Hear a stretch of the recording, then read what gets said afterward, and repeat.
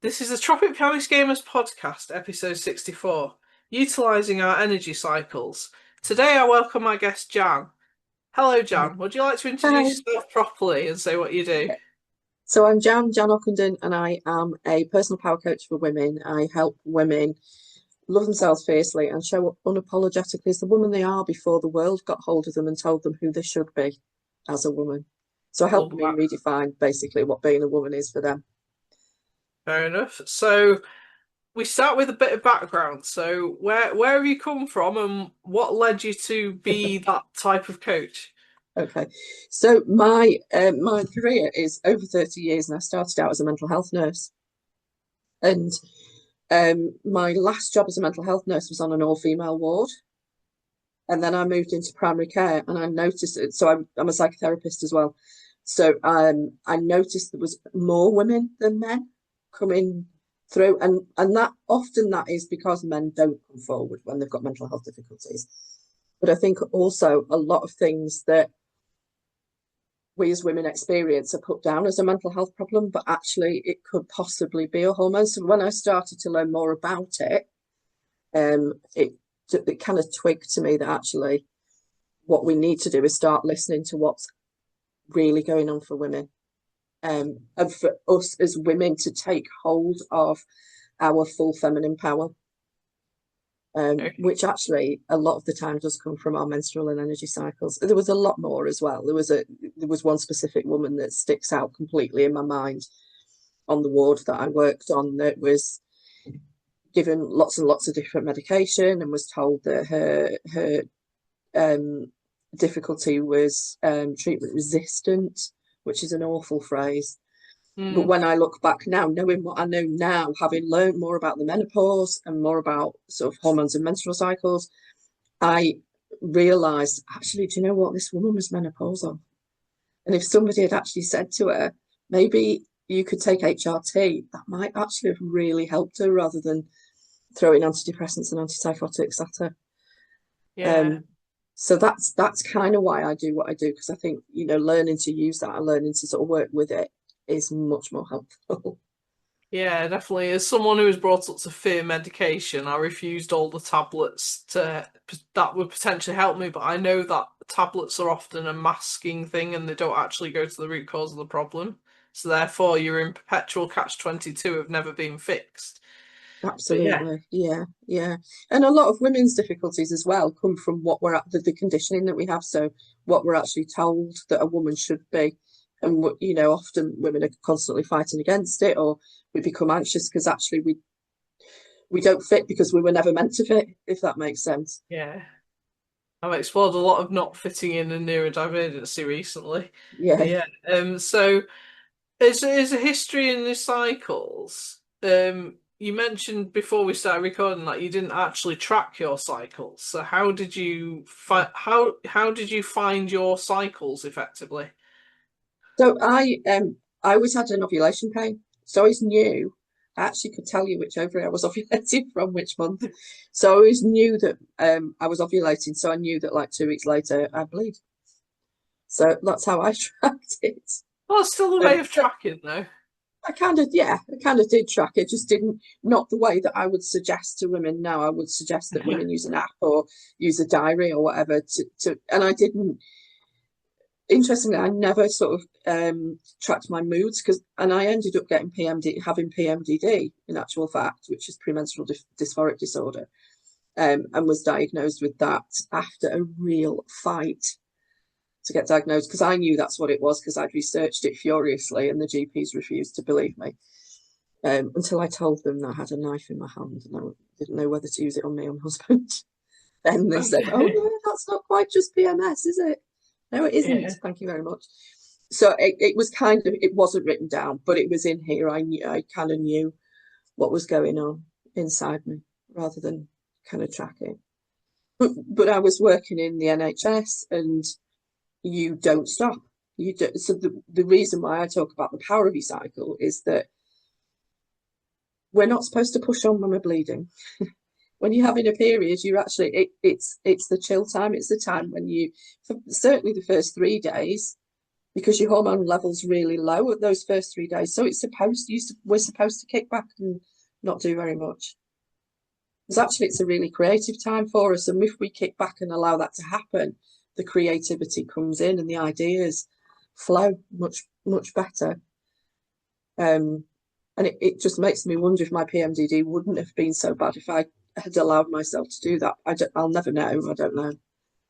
Yeah, I'm one who fought through them all and only just realised in the last year or so that maybe I should rest during the week of it.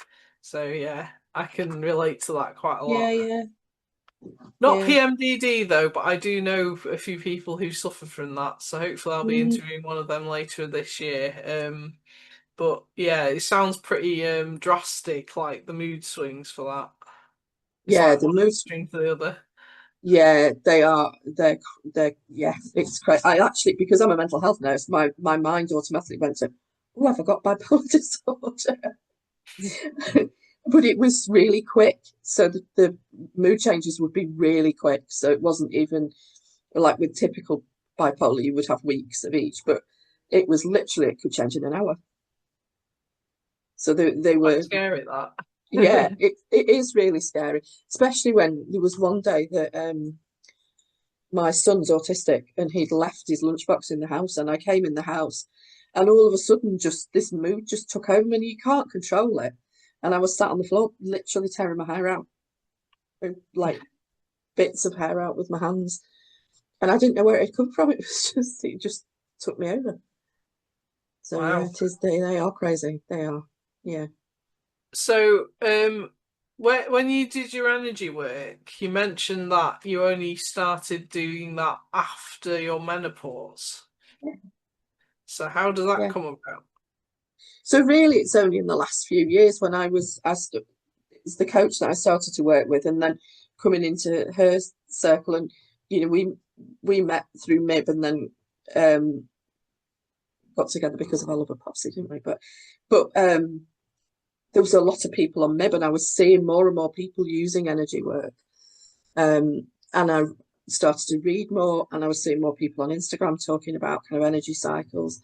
And I also started to follow people like Kirsty Gallagher to look at kind of the moon and how the moon affects us.